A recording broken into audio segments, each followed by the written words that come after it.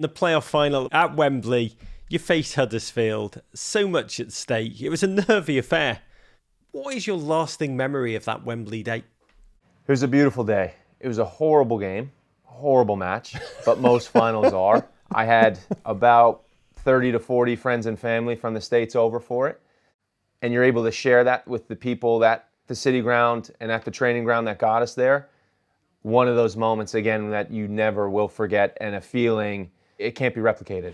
My guest today is one of the most intrepid Americans in world football, a 36-year-old gent who's made an incredible leap into the unknown, embarking on an adventure. It's been like a journey through an enchanted forest, from MLS player to the front offices of the English Championship as CEO at that sleeping giant of English football, Nottingham Forest, who, in partnership with a bold young coach and a delirious fan base, he was able to resurrect and lead back to the Premier League promised land. After 23 long years out of the top flight, Nottingham Forest are back. It is a true joy to welcome the greatest Dane since Kierkegaard. Yes, it's Nottingham Forest CEO, Mr. Dane Murphy. What an intro.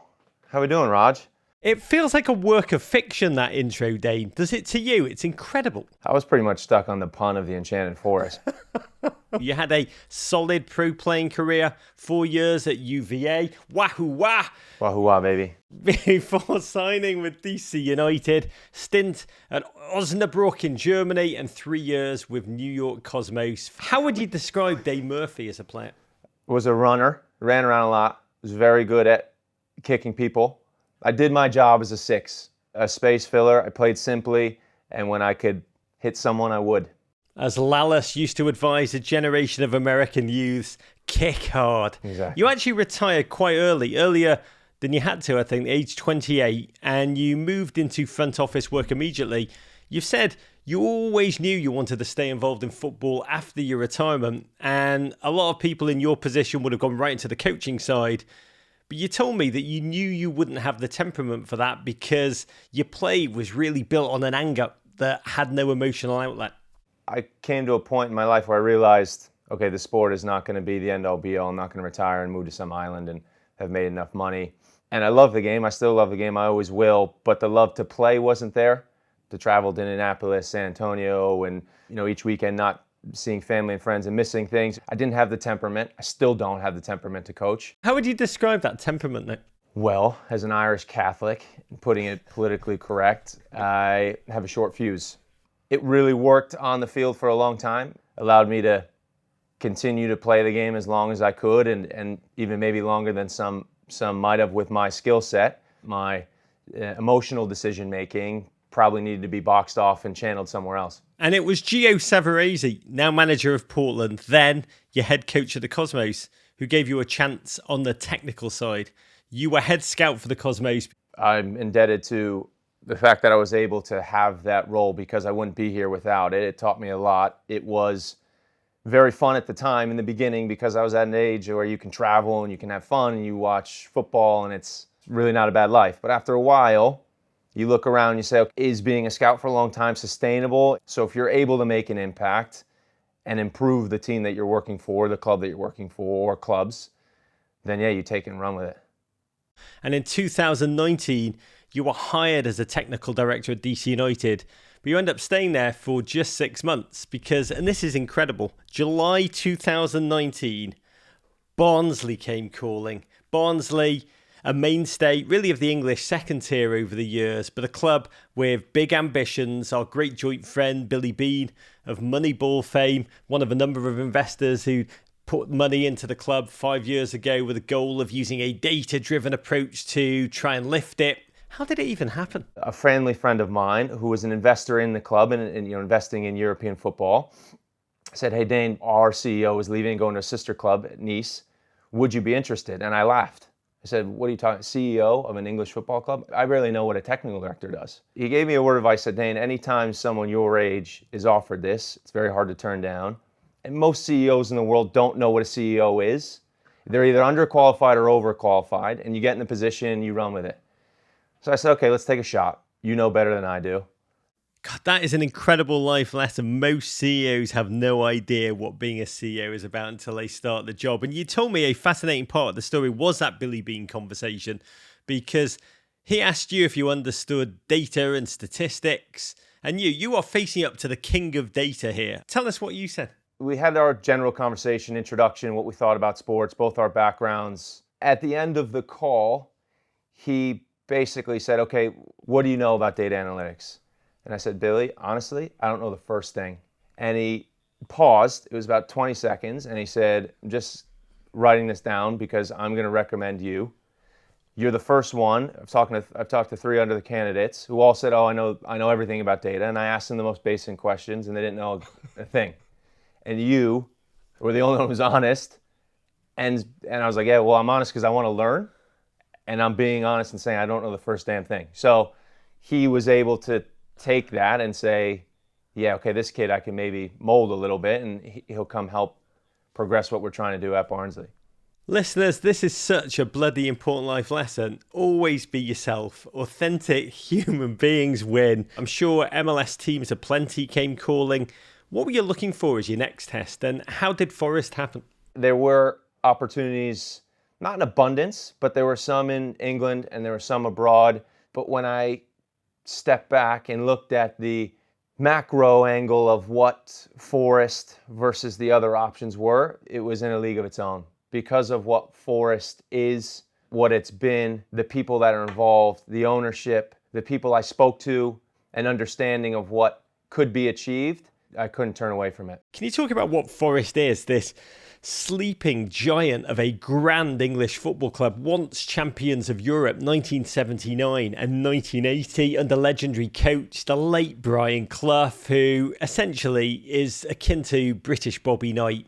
Yet the club had fallen so hard, still massive support, both in England and across the world.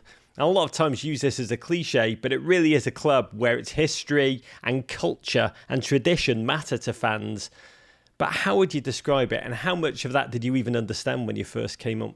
As an American, when you come in and people use the phrase over here, sleeping giant, or club's been dormant for a long time, yeah, you take it in stride and you say, okay, yeah, it's a big club, it's got a good history. But until you're on the ground and you speak to the people who've been around the club for a long time, in the city, in the community, don't really understand what it means and how important it is to regain success.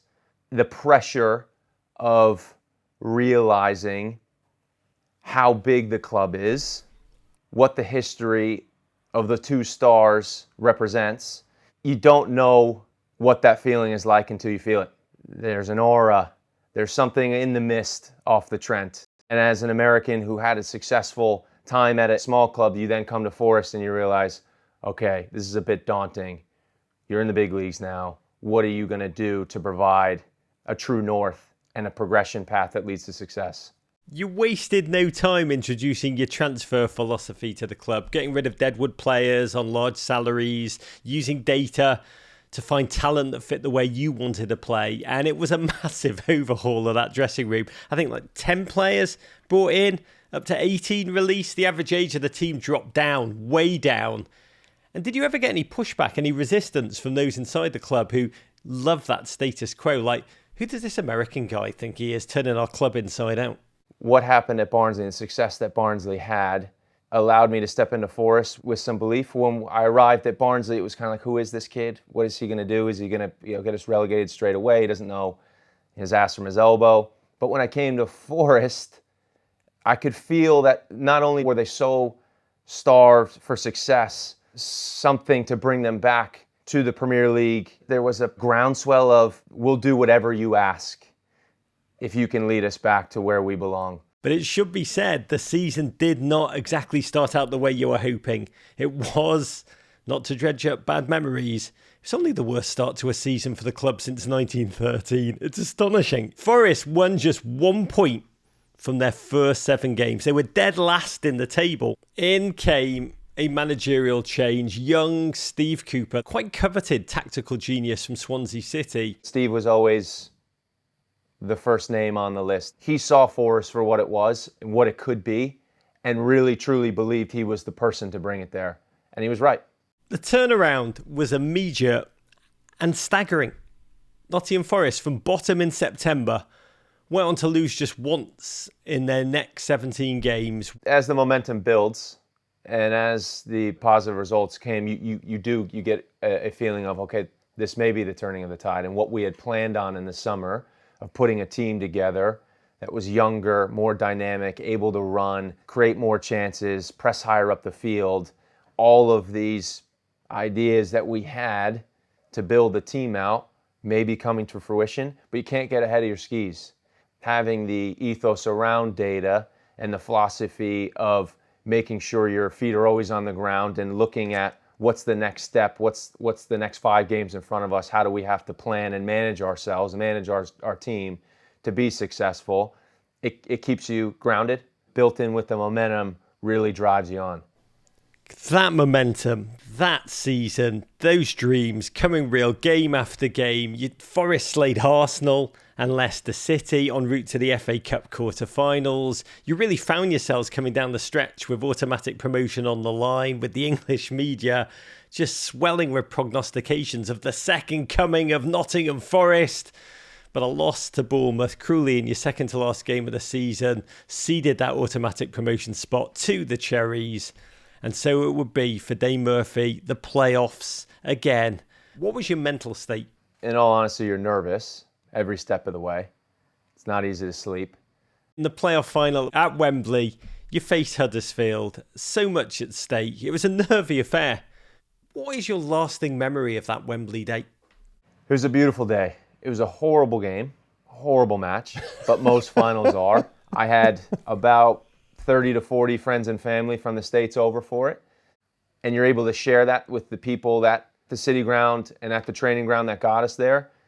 One of those moments, again, that you never will forget, and a feeling it can't be replicated. The following day, thousands of Nottingham Forest fans packed Market Square in the city centre. And you, Dane, you normally are gently prefers to stay in the background, but you were cajoled to come out and wave to the fans and take your moment in the spotlight.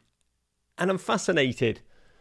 For Forest fans, their long, agonising exile from the top flight over, the lives of the entire city changed.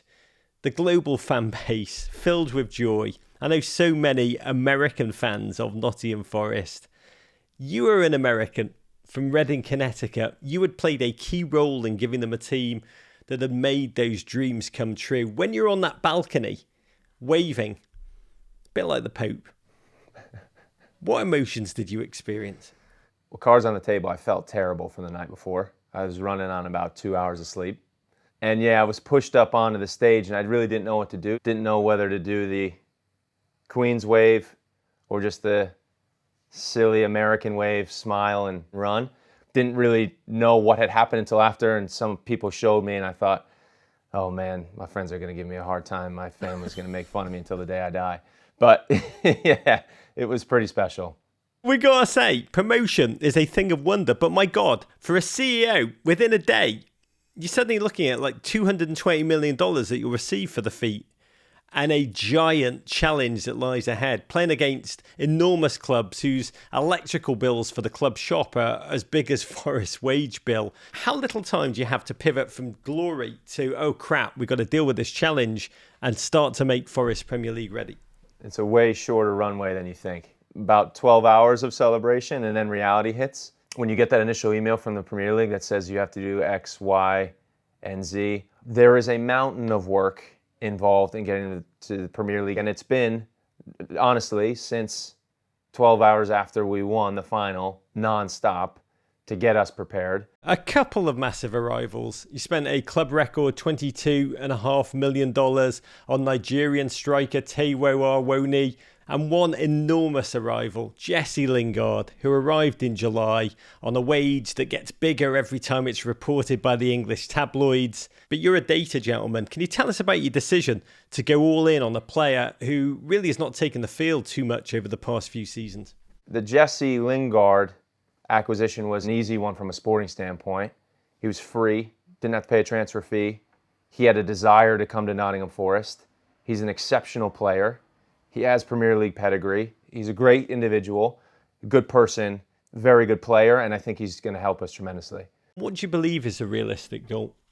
There's still many steps to get us where we want to be, which is week in, week out, competitive, winning games in the Premier League. The City ground has this feeling when it is packed to capacity and that it's a fortress. So your hope is you win your home games, take as many points as you can, and you fight your way up the table. Dane, what is it about you that has made you, out of our nation of 330 million people, to be the first American in our nation's history to lead a team into the English Premier League as a CEO? I have approached everything saying, I can help you, I can help improve the situation, but tell me what needs to be done to find a solution to make us better.